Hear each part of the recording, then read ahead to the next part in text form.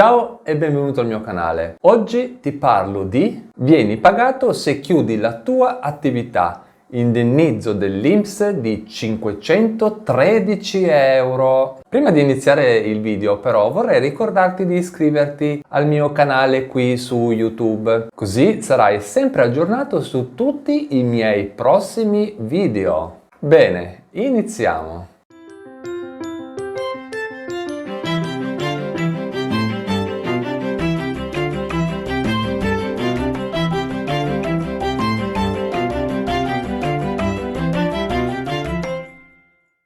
L'indennizzo per la cessazione definitiva dell'attività commerciale è una prestazione economica. Questo vuol dire infatti che si possono ricevere dei soldi e viene concessa a tutti i commercianti che svolgono o svolgevano in questo caso una determinata attività e che chiudono e smettono di lavorare senza aver raggiunto i requisiti per la pensione di vecchiaia. Devi sapere infatti che questo indennizzo dell'INPS è già attivo dal 1 di gennaio del 2019 con la legge di bilancio del 2019. L'indennizzo è autofinanziato dall'INPS e arriva direttamente dal fondo della gestione dei contributi e delle prestazioni previdenziali degli esercenti attività commerciali. Ora ti spiego quanto ti spetta. L'indennizzo che viene pagato corrisponde al pagamento minimo della pensione di tutte le persone che sono iscritte alla gestione dei commercianti. Per il 2019 il pagamento minimo era di 513,01 euro. Per fare prima diciamo 513 euro. Il pagamento di questo indennizzo avviene tutti i mesi. Non sono previsti però dei pagamenti extra come per esempio gli interessi legali, la rivalutazione monetaria, l'applicazione di trattenute sindacali e per ultimo nemmeno i classici trattamenti di famiglia. Bisogna solo fare attenzione perché questo indennizzo non è proprio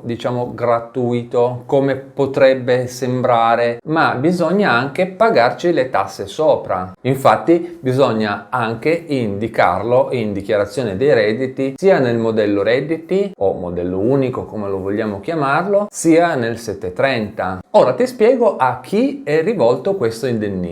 Questo indennizzo è rivolto solo ed esclusivamente a tutte le persone che sono iscritte alla gestione commercianti dell'INPS che però hanno avuto solo determinati tipi di attività commerciale. Ora ti faccio l'elenco di chi sono queste persone che possono ricevere l'indennizzo e sono 4 le categorie. Chi ha avuto un'attività commerciale con vendita al minuto in sede fissa, chi ha avuto un'attività commerciale su aree pubbliche, anche itinerante, sia che sono stati titolari dell'attività e sia che sono stati dei coadiutori. Il terzo è chi ha avuto un'attività di somministrazione al pubblico di alimenti e bevande, sia che siano stati anche in questo caso titolari o che siano stati dei coadiutori. E quarto punto, tutti gli agenti e rappresentanti di commercio. Ora ti spiego chi è escluso, cioè chi non potrà ricevere l'indennizzo. Infatti bisogna fare molta attenzione perché non tutti possono ricevere questi soldi e una grossa categoria che viene esclusa è quella dei commercianti all'ingrosso, a meno che la stessa attività non era collegata a un'attività di vendita al pubblico. Poi sono esclusi anche tutti coloro che hanno avuto un'attività di, e ti faccio un piccolo elenco. Diciamo che sono circa 5 le categorie. Commercio elettronico, chi faceva la vendita presso il domicilio dei consumatori, chi faceva la vendita per corrispondenza oppure in televisione. Quarta categoria riguarda tutti coloro che facevano la somministrazione o la vendita di alimenti e bevande in luoghi non aperti al pubblico, come per esempio i titolari dei bar negli ospedali, nelle scuole, nei circoli privati oppure nelle mense. Quinta ed ultima categoria riguarda chi aveva un'attività di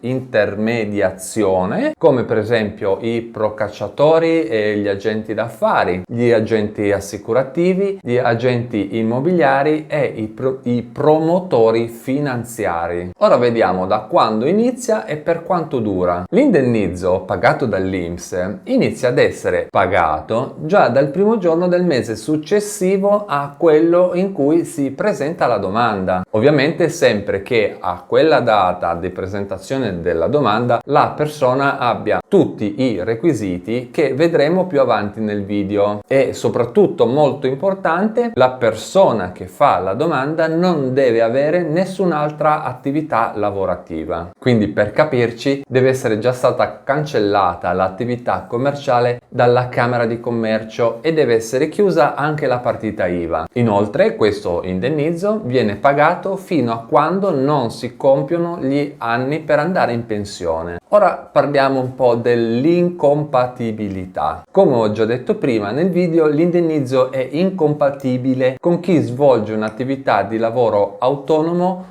oppure è dipendente. Infatti l'INPS smetterà di pagare questo indennizzo nel momento in cui si riprende a lavorare sia come dipendente che come commerciante. La persona, infatti, entro 30 giorni dovrà comunicare all'INPS che ha ricominciato a lavorare, anche se in realtà, adesso che ormai è tutto telematico, l'INPS lo scopre già da sola che la persona sta lavorando oppure ha un'altra attività commerciale. Inoltre non verrà pagato nessun tipo di indennizzo se la persona prende altri tipi di pensione, come per esempio la pensione anticipata, l'assegno ordinario di invalidità o la pensione di inabilità. Ora vediamo tutti i requisiti per poter fare la domanda. L'indennizzo spetta alle persone che hanno questi 3 requisiti. Dal 1 di gennaio del 2019 in avanti, quindi dalla data di entrata in vigore di questo indennizzo, la persona deve aver chiuso definitivamente l'attività commerciale, riconsegnando al comune la licenza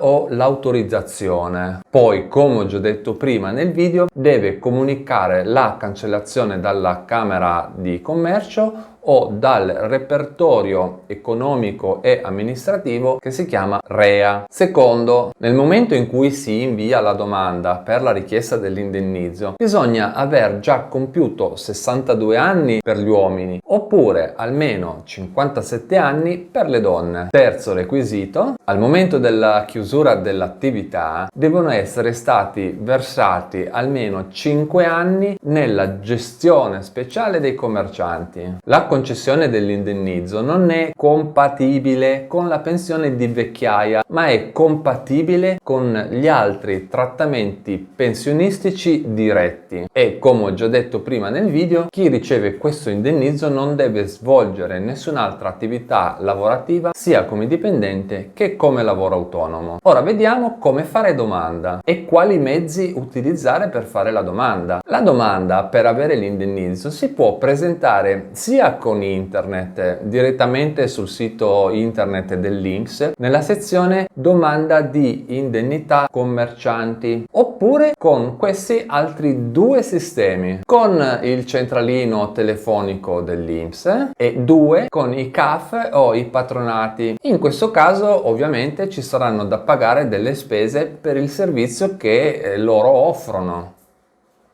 Bene, per oggi è tutto, grazie per avermi guardato e ti ricordo di iscriverti al mio canale qui su YouTube, di seguirmi su Instagram e di visitare il mio sito internet, così sarai sempre aggiornato su tutte le prossime novità che riguardano le tue tasse o le tue detrazioni. Ti aspetto, ciao!